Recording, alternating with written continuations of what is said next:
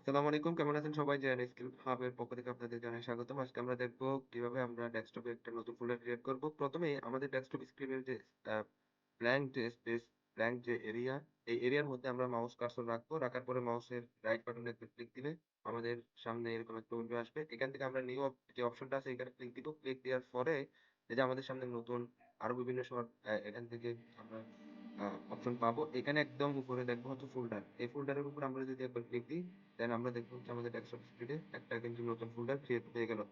আমরা অন্য আরেকটা পদ্ধতিতে নতুন একটা ফোল্ডার ক্রিয়েট করতে পারি সেটা হচ্ছে কিবোর্ড শর্টকাটের মাধ্যমে। কিভাবে স্যার আমরা control plus shift plus keyboard থেকে এন প্রেস করলে আমাদের নতুন আরেকটা ফোল্ডার ক্রিয়েট হবে। আচ্ছা। এখন আমরা যদি এই যে নিউ ফোল্ডার 2 এটা যদি আমরা আ রিনেম করতে চাই তাহলে আমি এই ফোল্ডারের উপর মাউস পয়েন্টার রাখবো। মাউস কার্সর রেখে মাউসের রাইট বাটন ক্লিক দেওয়ার পরে এই যে রিনেম যে অপশনটা পাবো এখানে ক্লিক দিলে আমি এইটা রিনেম করে নিতে পারবো।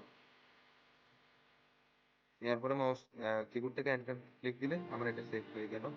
অথবা আমি এই যে নিউ ফোল্ডার যে প্রথমটা নিলাম এটা যদি রিনেম করতে চাই তাহলে ক্লিক করলাম মাউসের লেফট বাটন ক্লিক দিয়ে দেন কিবোর্ড শর্টকাট হচ্ছে F2 দিলে আমার ফোল্ডারটা আমি কি করতে পারবো স্যার রিনেম করতে পারবো।